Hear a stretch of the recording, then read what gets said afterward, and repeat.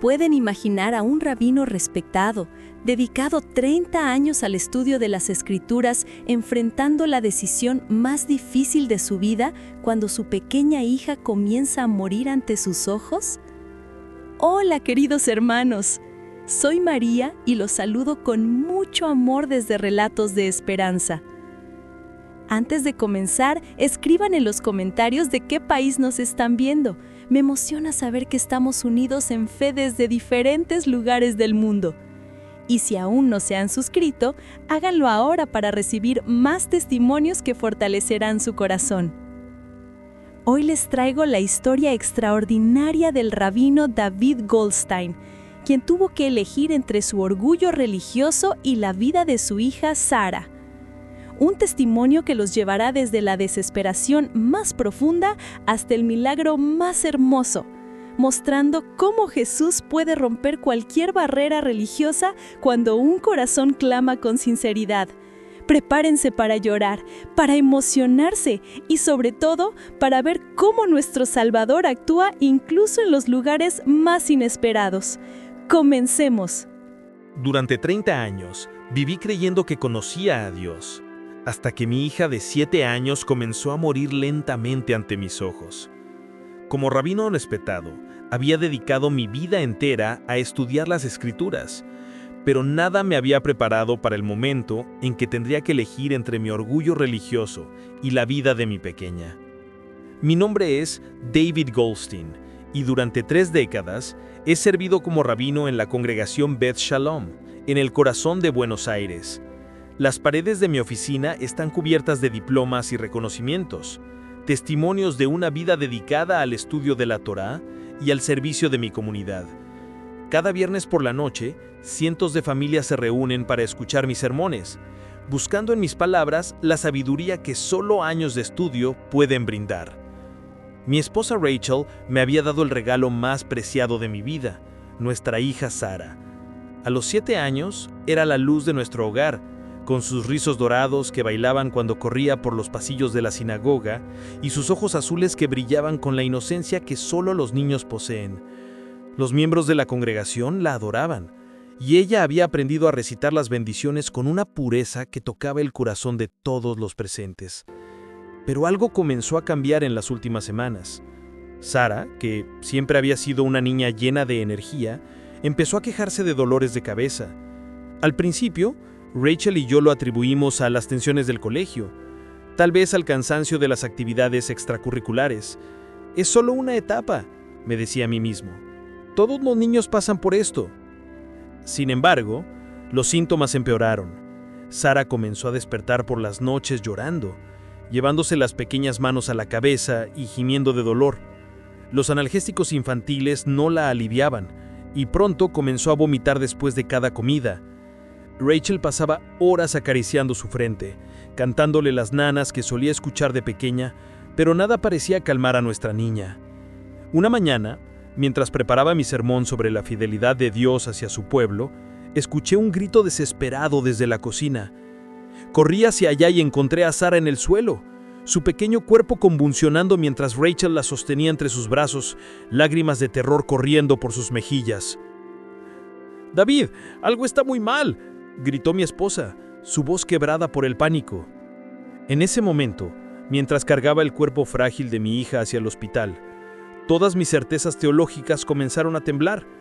El Dios que había predicado durante décadas, el Dios de Abraham, Isaac y Jacob, parecía guardarse en silencio justo cuando más necesitábamos su intervención. El camino hacia el hospital fue el más largo de mi vida. Las luces fluorescentes del Hospital Italiano de Buenos Aires me cegaron cuando atravesé las puertas automáticas cargando a Sara en mis brazos. Su respiración era irregular, entrecortada, y su piel había adquirido una palidez que me aterrorizaba. Rachel corría a mi lado, sollozando palabras incoherentes mezcladas con oraciones desesperadas. «¡Necesitamos ayuda!», grité en la sala de emergencias, mi voz resonando entre las paredes blancas que olían a desinfectante y miedo. Los médicos nos rodearon inmediatamente. Manos expertas tomaron a Sara de mis brazos y la colocaron en una camilla, mientras una enfermera me hacía preguntas que apenas podía procesar. Edad, síntomas, duración, alergias. Mi mente, normalmente tan organizada y lógica, se había convertido en un torbellino de pánico. El doctor Martínez, un hombre de mediana edad con canas en las sienes y mirada compasiva, se acercó después de los primeros exámenes. Rabbi Goldstein dijo, reconociendo mi kipá, necesitamos realizar algunos estudios más profundos. Los síntomas que describe su hija son preocupantes. Durante las siguientes 6 horas, Sara fue sometida a resonancias magnéticas, tomografías y análisis de sangre. Rachel y yo permanecimos en la sala de espera, ella aferrada a mi brazo como si fuera su único ancla en medio de una tormenta. Intenté orar, pero las palabras se me atoraban en la garganta. ¿Cómo podía dirigirme al Todopoderoso cuando mi fe comenzaba a desmoronarse? David, susurró Rachel, ¿qué vamos a hacer si...? No digas eso, la interrumpí, aunque mi propia voz temblaba de incertidumbre. Cuando finalmente el doctor Martínez regresó, su expresión había cambiado. La compasión seguía ahí, pero ahora estaba mezclada con algo que reconocí inmediatamente: lástima profesional. Por favor, tomen asiento, nos pidió, señalando unas sillas de plástico azul que se habían convertido en nuestro refugio temporal. Los estudios revelan que Sara tiene un tumor cerebral muy agresivo. Es una forma rara de cáncer que afecta principalmente a niños de su edad. La ubicación del tumor hace que la cirugía sea extremadamente riesgosa. Rachel se desplomó en mis brazos, su llanto ahogado contra mi pecho. Yo permanecí inmóvil como si mi alma hubiera abandonado mi cuerpo. 30 años de estudio, 30 años predicando sobre la bondad y fidelidad de Dios, y ahora me encontraba frente a la realidad más cruel. Mi pequeña hija estaba muriendo. ¿Cuánto tiempo?, logré preguntar, mi voz apenas un susurro. El doctor bajó la mirada. Si no respondiera al tratamiento, quizás unos meses, tal vez menos. Esa noche, mientras Sara dormía conectada a cables y monitores que registraban cada latido de su corazón frágil, me dirigí a la capilla del hospital. No importaba que fuera un espacio cristiano, necesitaba estar en presencia de lo sagrado, aunque ya no estuviera seguro de lo que eso significaba. Ahí, rodeado de imágenes que mi tradición me había enseñado a rechazar, grité mi primera oración honesta en años. Dios, si existes, sálvala. Los días siguientes se convirtieron en una rutina de desesperación. Sara había sido trasladada a la unidad de oncología pediátrica, un lugar donde los colores brillantes en las paredes intentaban disimular la realidad brutal que se vivía entre esas habitaciones. Cada mañana llegaba con Rachel, cargando libros sagrados que ya no podía leer sin que las palabras se difuminaran ante mis ojos llenos de lágrimas.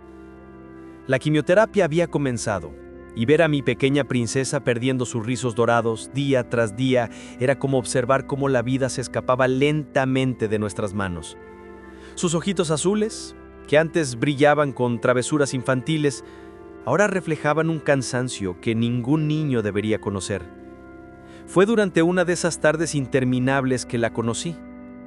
María Fernández era una enfermera de unos 40 años, con manos suaves y una sonrisa que parecía iluminar incluso los rincones más oscuros de aquella sala. Desde el primer día, algo en ella me inquietó profundamente. No era solo su profesionalismo o su cariño hacia Sara, era una paz que irradiaba, una serenidad que desafiaba toda lógica en un lugar donde la muerte acechaba en cada esquina. «Buenos días, Rabí», me saludó un jueves por la mañana mientras ajustaba el suero de Sara. Su voz tenía un tono gentil, casi musical. ¿Cómo durmió nuestra princesa? Tuvo pesadillas otra vez, respondí, observando cómo María acariciaba la frente de mi hija con una ternura que me recordaba a las madres de los antiguos relatos bíblicos. Se despertó gritando 3 veces. María asintió con comprensión. Los tratamientos a veces provocan sueños difíciles, pero quiero que sepas algo, Rabí. Tu hija es muy especial. Hay algo diferente en ella, una luz que... Se detuvo, como si estuviera midiendo sus palabras cuidadosamente. ¿Una luz?, pregunté, mi curiosidad despertando a pesar de mi estado emocional. María miró hacia la puerta, asegurándose de que estuviéramos solos, y luego se acercó un poco más. Rabí, sé que tal vez esto no sea apropiado y respeto profundamente su fe, pero ¿puedo orarle a Sara? La pregunta me golpeó como un rayo. Durante décadas había enseñado sobre la unicidad de Dios, sobre la imposibilidad de intermediarios, sobre la falacia de las creencias cristianas. Mi primera reacción fue de rechazo absoluto. Señora, aprecio su intención, dije con el tono formal que usaba cuando necesitaba establecer límites religiosos. Pero nosotros oramos directamente al Eterno, bendito sea su nombre. No necesitamos... Jesús, completó ella suavemente, sin una pizca de confrontación en su voz. Jesús. El nombre resonó en la habitación como si hubiera sido pronunciado en un idioma prohibido. Sentí cómo mi espalda se tensaba, cómo mis defensas teológicas se alzaban automáticamente. Absolutamente no, respondí con firmeza. Mi hija es judía, señora Fernández. No permitiré que... Pero María me interrumpió con algo que jamás esperé. Se arrodilló junto a la cama de Sarah y comenzó a llorar. No eran lágrimas de frustración o rechazo, eran lágrimas de compasión pura, de un amor que no tenía explicación lógica hacia una niña que apenas conocía. Rabí, hace 5 años mi propio hijo estuvo en esta misma cama. Los médicos nos dijeron que no había esperanza, pero yo clamé a Jesús y Él lo sanó completamente. Sus palabras penetraron mis defensas como una espada afilada. Las palabras de María resonaron en mi mente durante días. Él lo sanó completamente. Intenté desecharlas, catalogarlas como coincidencia médica o autoengaño, pero algo en la sinceridad de sus lágrimas había plantado una semilla de inquietud en mi corazón. Los resultados de los nuevos análisis llegaron el viernes por la tarde. El doctor Martínez nos llamó a su oficina con esa expresión que ya habíamos aprendido a temer. Rachel apretó mi mano mientras él revisaba los papeles, el silencio extendiéndose como una sombra mortal entre nosotros. Me temo que las noticias no son buenas, comenzó, quitándose los anteojos y frotando sus ojos cansados. El tumor ha crecido a pesar del tratamiento. Sara no está respondiendo como esperábamos. ¿Qué significa eso exactamente?, preguntó Rachel, aunque su voz temblorosa indicaba que ya conocía la respuesta. Significa que debemos considerar hacer que Sara esté lo más cómoda posible. Tal vez sea momento de pensar en cuidados paliativos. Las palabras cayeron sobre nosotros como una lápida. Rachel se desplomó en sollozos inconsolables, pero yo permanecí inmóvil, sintiendo cómo 30 años de certeza religiosa se desmoronaban como castillos de arena ante la marea. Esa noche, después de que Rachel se quedó dormida junto a la cama de Sara, salí del hospital caminando por las calles vacías de Buenos Aires. El aire fresco de la madrugada golpeaba mi rostro, pero no lograba despejar la niebla de desesperación que envolvía mi alma. Llegué hasta el Río de la Plata y ahí, bajo las estrellas que habían sido testigos de las oraciones de mis ancestros durante milenios, exploté. «Dios de Abraham, de Isaac, de Jacob», grité hacia el cielo oscuro, mi voz quebrándose en el viento. «He servido fielmente tu nombre durante 30 años. He enseñado tu Torá, he guardado tus mandamientos, he sido un pastor fiel para tu pueblo». Las lágrimas corrían por mis mejillas sin control, mezclándose con la rabia que había estado conteniendo durante semanas. ¿Y ahora permites que mi hija inocente muera mientras yo observo impotente? ¿Dónde está tu justicia? ¿Dónde está tu misericordia? El silencio del río fue mi única respuesta. Fue entonces cuando escuché pasos suaves detrás de mí. Me volví y vi a María caminando lentamente hacia donde yo estaba, con una manta en los brazos y una termo de café humeante en sus manos. «Rabbi», dijo gentilmente, «lo vi salir del hospital y me preocupé». «¿Por qué?», le pregunté con amargura. «¿Por qué se preocupa por un hombre que ha rechazado todo lo que usted cree?». María se sentó a mi lado en el muro de concreto, extendiendo la manta sobre mis hombros temblorosos. «Porque conozco ese dolor, porque yo también grité al cielo cuando mi hijo Diego estaba muriendo». Por primera vez no la interrumpí. Algo en su presencia calmaba la tormenta que rugía dentro de mí. «Tenía 8 años, Rabbi, leucemia aguda. Los doctores me dijeron que tenía días, tal vez horas. Yo era enfermera, Rabbi, conocía las estadísticas, sabía lo que significaban esas palabras». Se detuvo para servir café caliente en una taza de plástico y me lo ofreció. Sus manos temblaban ligeramente. Esa noche, en la desesperación más absoluta, hice algo que nunca había hecho. Le hablé directamente a Jesús. No fue una oración elegante o teológicamente correcta, fue un grito desesperado de madre: Jesús, si realmente eres el Hijo de Dios, si realmente tienes poder sobre la muerte, salva a mi hijo. Su voz se quebró ligeramente, pero continuó. A la mañana siguiente, Diego despertó pidiendo desayuno. Los médicos no podían explicarlo. Los análisis mostraban que no quedaba rastro de cáncer en su cuerpo. Miré fijamente a esta mujer que había abierto su corazón ante un extraño, ante alguien que había rechazado sus creencias con dureza. ¿Por qué me cuenta esto?, susurré. María sonrió a través de sus lágrimas. Porque creo que usted está listo para escuchar. Regresamos al hospital en silencio, pero algo había cambiado dentro de mí. Las palabras de María habían abierto una grieta en el muro de certezas que había construido durante décadas. Mientras caminaba por los pasillos que ya conocía de memoria, una pregunta martillaba en mi mente. ¿Y si hubiera algo que no entiendo? Sara había empeorado durante mi ausencia.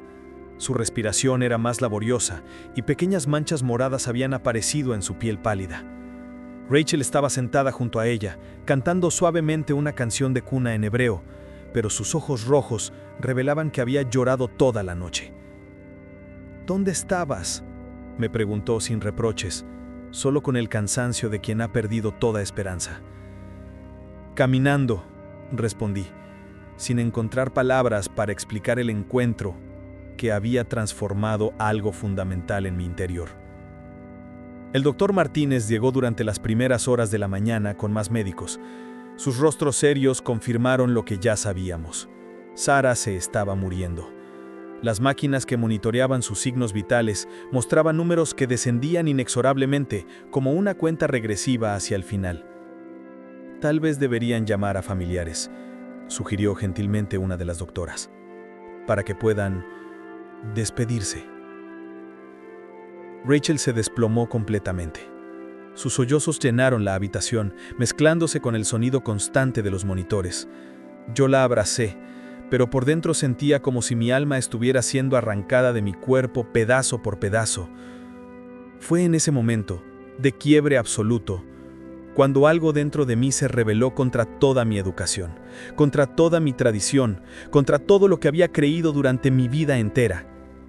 Me dirigí hacia la ventana que daba al cielo gris de Buenos Aires, y con una mezcla de desesperación, furia y extraña esperanza, hablé hacia arriba con palabras que jamás pensé que saldrían de mi boca.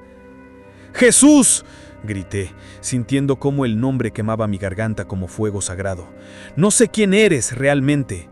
Durante 30 años he enseñado que eres una mentira, una invención, una blasfemia contra el Dios verdadero. Rachel me miró horrorizada, pero yo continué, las palabras brotando de lo más profundo de mi ser quebrantado. Pero si realmente eres quien María dice que eres, si realmente eres el Hijo del Altísimo, si realmente tienes poder sobre la vida y la muerte, entonces te desafío, ¡salva a mi hija! Las lágrimas corrían libremente por mis mejillas mientras alzaba mis puños cerrados hacia el cielo. Porque si no lo haces, si permites que Sara muera, entonces pasaré el resto de mi vida demostrando a todos que eres una mentira. Usaré mi conocimiento de las Escrituras para refutar cada afirmación sobre ti. Pero si la salvas, mi voz se quebró completamente.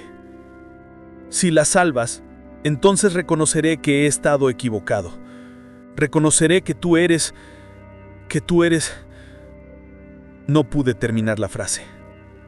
Las palabras «el Mesías» se atoraron en mi garganta, demasiado revolucionarias, demasiado peligrosas para ser pronunciadas por un rabino que había dedicado su vida a negarlas. El silencio que siguió fue ensordecedor. Rachel me miraba con una mezcla de shock y terror, como si su esposo hubiera perdido completamente la razón. Las máquinas seguían pitando con su ritmo constante. Sara continuaba respirando con dificultad, ajena al drama espiritual que se desarrollaba a su lado. Pero algo había cambiado en la atmósfera de la habitación. Era casi imperceptible, como un cambio sutil en la presión del aire antes de una tormenta. Sentí una presencia que no podía explicar, antigua pero familiar, poderosa pero gentil. Y entonces, Por primera vez en semanas, Sara abrió los ojos y sonrió. «Papá», me dijo con voz débil pero clara, «el hombre de luz dice que no tengas miedo». Las palabras de Sara me golpearon como un rayo en medio de la tormenta. El hombre de luz dice que no tengas miedo. Rachel y yo nos miramos, tratando de procesar lo que acabábamos de escuchar.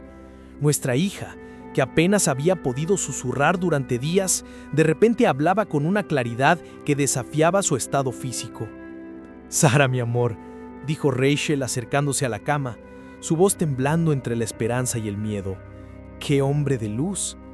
Sara sonrió con esa inocencia que solo los niños pueden tener ante lo sobrenatural. «Está aquí, mami. Tiene cicatrices en las manos, pero son bonitas. Brillan como estrellas». Un escalofrío recorrió mi espalda. Las cicatrices en las manos. Mi mente, entrenada en décadas de estudio bíblico, inmediatamente conectó esa descripción con las profecías mesiánicas que había enseñado, pero siempre desde una perspectiva de negación. «¿Dónde está, princesa?», pregunté. Mi voz apenas un susurro. Sara señaló hacia la esquina de la habitación, exactamente donde había dirigido mi desafío minutos antes. «Allí, me está sonriendo. Dice que ya no me va a doler más». En ese momento, algo extraordinario comenzó a suceder. El monitor que registraba los signos vitales de Sara, que había estado emitiendo pitidos irregulares y preocupantes, comenzó a estabilizarse. Rachel lo notó primero, su mano apretando la mía mientras observábamos los números en la pantalla. «David», murmuró, «su frecuencia cardíaca se está normalizando». Pero había más.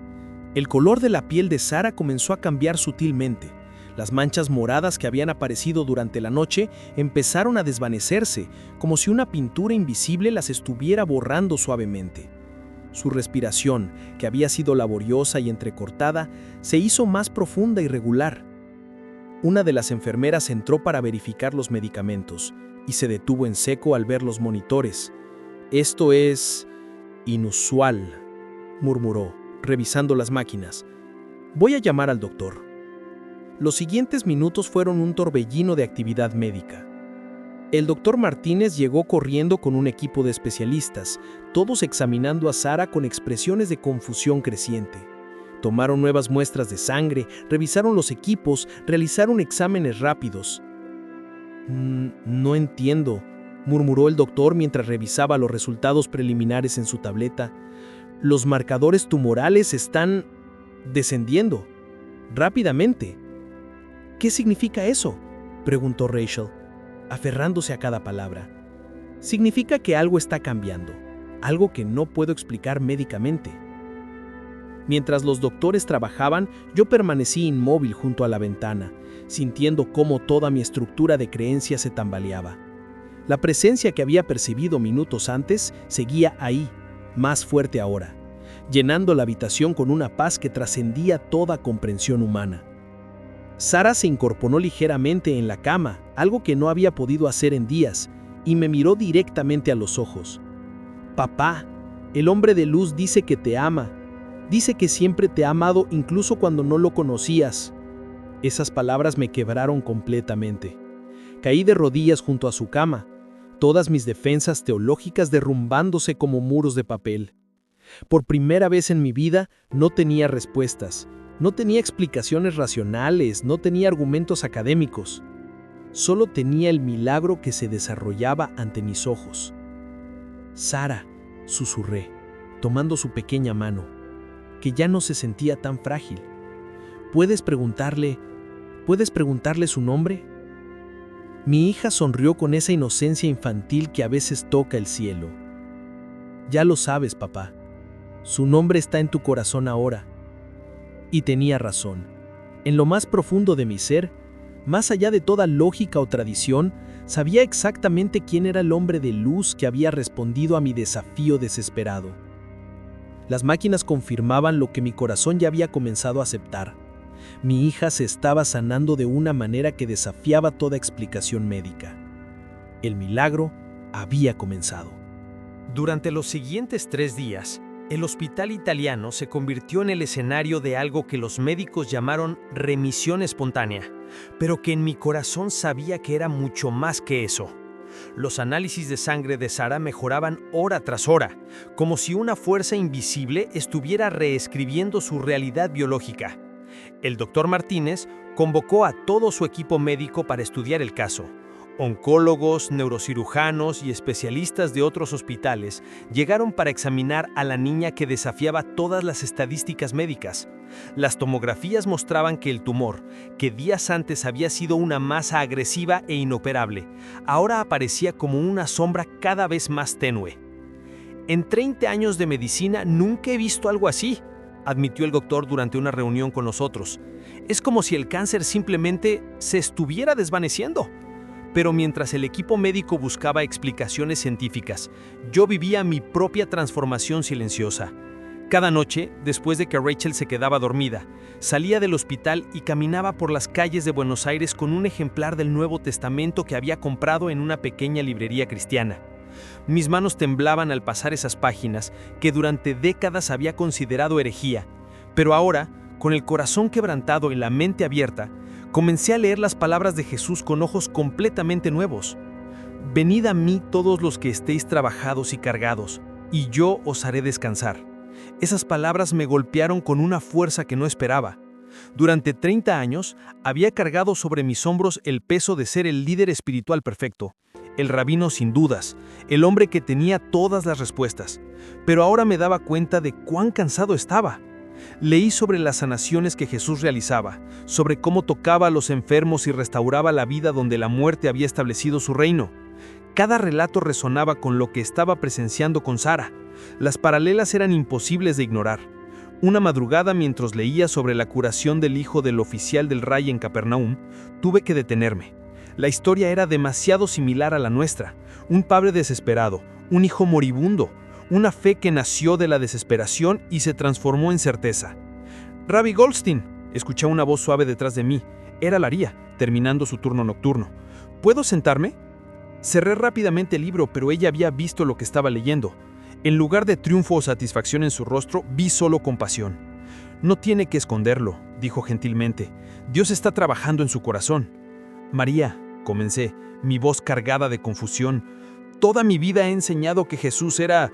que ustedes estaban equivocados. ¿Cómo pude haber estado tan ciego durante tanto tiempo?» Ella sonrió con esa paz que siempre irradiaba. «Rabí, el mismo Jesús escogió a sus discípulos entre hombres que no lo reconocían al principio.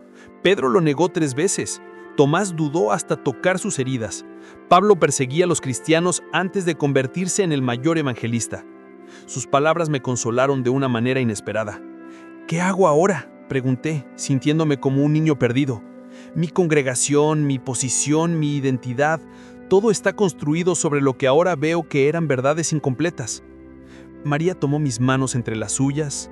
«Rabí, Jesús no vino a destruir la ley o los profetas, sino a cumplirlos.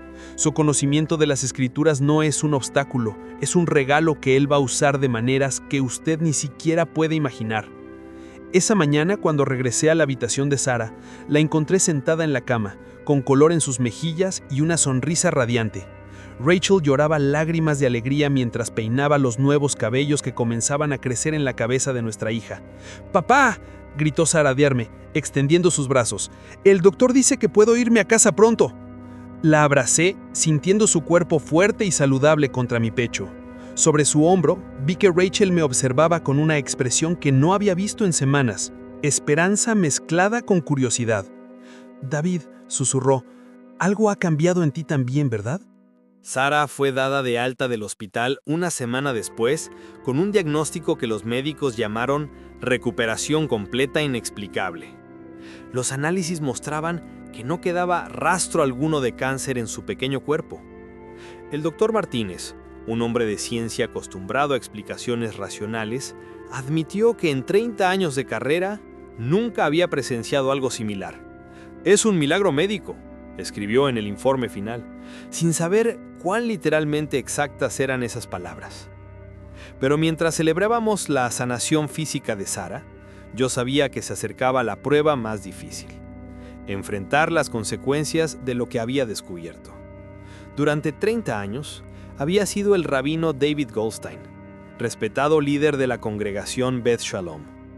Ahora era un hombre que había encontrado al Mesías en la persona de Jesús, y esa verdad no podía permanecer oculta por mucho tiempo. La primera confrontación llegó el viernes por la noche durante el servicio del Shabbat. La sinagoga estaba llena. Todos habían venido a celebrar la recuperación milagrosa de Sara y a escuchar mi sermón sobre la fidelidad de Dios en medio de la prueba. Subí al púlpito que había ocupado durante décadas, pero esta vez mis piernas temblaban. Miré los rostros expectantes de mi congregación, familias que habían confiado en mi liderazgo, ancianos que habían visto crecer a Sara desde bebé, jóvenes que buscaban en mis palabras sabiduría espiritual. Queridos hermanos, comencé, mi voz inicialmente firme. Durante estas semanas terribles, muchos de ustedes oraron por Sara, visitaron nuestra familia, nos sostuvieron en nuestro momento más oscuro. Por eso, les debo la verdad completa sobre lo que realmente sucedió. Un silencio expectante llenó el santuario. Sara estaba sentada en primera fila con Rachel, radiante de salud, sonriendo hacia donde yo estaba. Mi hija no se sanó por casualidad médica o remisión espontánea. Se sanó porque yo clamé al nombre de Jesús de Nazaret y Él respondió. Las palabras cayeron sobre la congregación como piedras en un estanque tranquilo. Murmullos de shock comenzaron a elevarse desde los bancos. Vi rostros de confusión, incredulidad y algunos de franca hostilidad.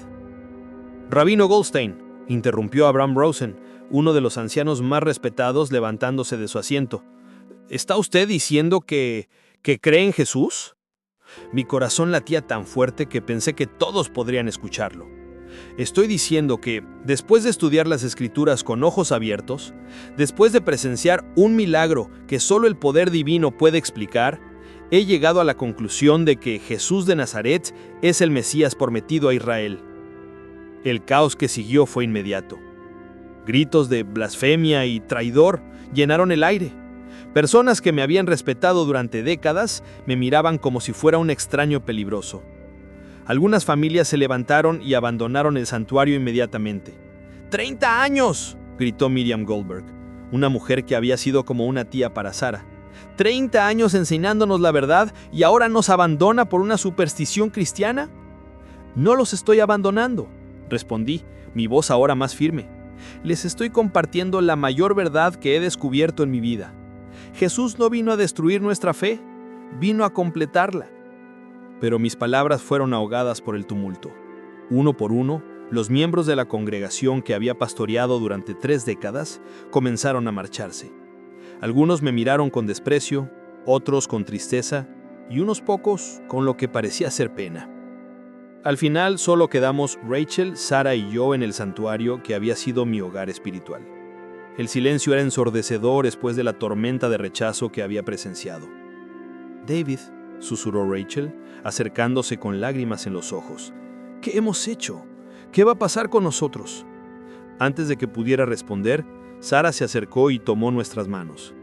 «No estén tristes», dijo con esa sabiduría que solo los niños que han tocado el cielo pueden tener. «El Mano de Luz dice que ahora vamos a ayudar a más personas a conocerlo. Dice que papá va a ser un pastor diferente, pero mejor». En ese momento, incluso en medio de la pérdida y el rechazo, sentí una paz profunda. Había perdido mi posición, mi congregación, el respeto de mi comunidad, pero había ganado algo infinitamente más valioso: la verdad y con ella un propósito completamente nuevo. El costo de seguir a Jesús había comenzado a hacerse real, pero también su promesa de que nunca caminaríamos solos. Los meses que siguieron fueron los más difíciles de nuestras vidas, pero también los más transformadores.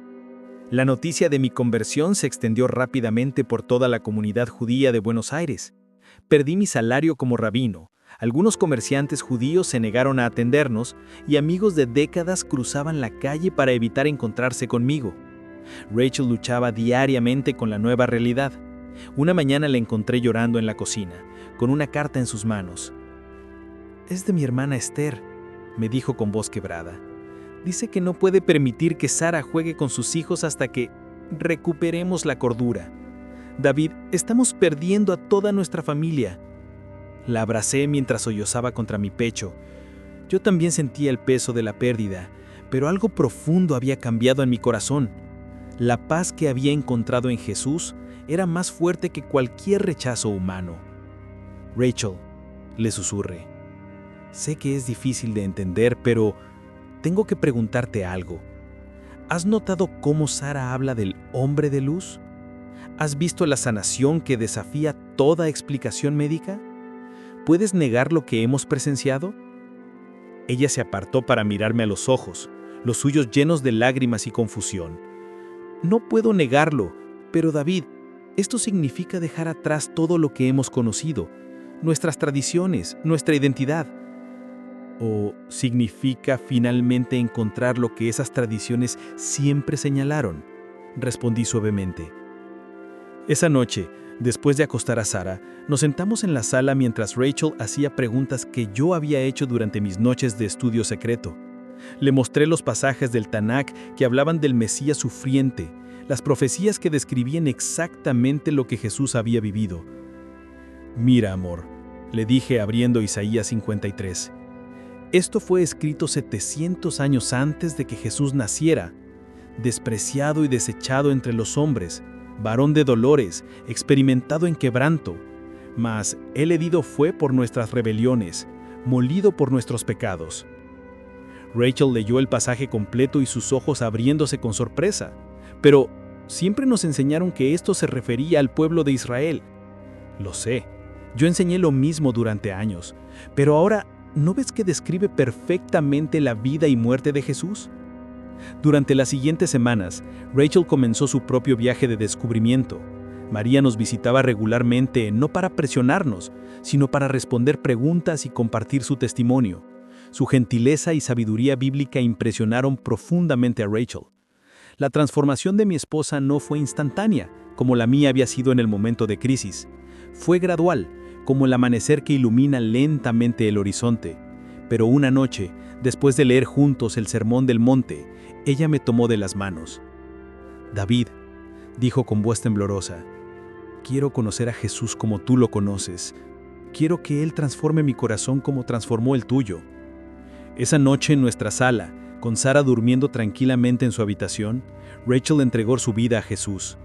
No fue una conversión dramática con luces o visiones, sino un encuentro íntimo y profundo con el amor de Dios que sanó las heridas de rechazo y miedo que habían crecido en su corazón. Cuando le contamos a Sara al día siguiente, ella sonrió con esa paz que había aprendido a reconocer. Ya lo sabía, dijo simplemente. El hombre de luz me dijo anoche que mamá también era su hija ahora. Me mostró cómo su corazón brillaba igual que el tuyo, papá. Los tres nos abrazamos, una familia transformada por el encuentro con el Mesías. Habíamos perdido una comunidad, pero habíamos ganado una nueva identidad como familia en Cristo. Esa tarde María llegó con una sonrisa radiante y una propuesta que cambiaría el rumbo de nuestras vidas. David, Rachel, conozco otras familias judías que han encontrado a Jesús como Mesías. Se reúnen los sábados en una casa para estudiar las Escrituras y adorar. ¿Les gustaría conocerlos? Por primera vez en meses, sentimos que no estábamos solos. Había otros que habían recorrido el mismo camino, otros que entendían el costo y la bendición de reconocer a Jesús como el Mesías prometido. El siguiente sábado, en lugar de lamentar la pérdida de nuestra sinagoga, nos dirigimos hacia una nueva comunidad donde judíos y gentiles adoraban juntos al Dios de Abraham, Isaac, Jacob y Jesús. 5 años han pasado desde aquella noche desesperada junto a la cama de Sara cuando desafía a Jesús a demostrar su poder. Hoy, mientras escribo estas líneas, mi hija tiene 12 años y es una adolescente radiante que lleva en su testimonio la marca indeleble del milagro que Dios obró en su vida. La pequeña congregación de judíos mesiánicos que conocimos a través de María ha crecido hasta convertirse en una comunidad vibrante de más de 50 familias. Nos reunimos cada sábado en un salón que alquilamos en el barrio de Belgrano, donde judíos y gentiles, unidos por la fe en Jesús como Mesías, adoramos juntos al Dios de nuestros padres. He descubierto que Dios no desperdicia nada de lo que le entregamos. Mi conocimiento del hebreo, mi formación en las Escrituras, mis años de estudio talmúdico, todo lo que pensé que había perdido al reconocer a Jesús, se ha convertido en herramientas poderosas para ayudar a otros a encontrar al Mesías en las páginas del Tanakh. Pastor David, Me llaman ahora los miembros de nuestra congregación, un título que llevo con humildad y asombro. Nunca imaginé que pasaría de ser un rabino que negaba a Jesús a ser un pastor que lo predica con pasión. Cada domingo por la tarde, Sara y yo visitamos el hospital italiano donde comenzó nuestra transformación. Ella comparte su testimonio con niños enfermos, contándoles sobre el hombre de luz que la sanó cuando los médicos habían perdido la esperanza. Sus palabras, dichas con simplicidad y fe de una niña que ha tocado lo sobrenatural, han llevado a docenas de familias a conocer a Jesús.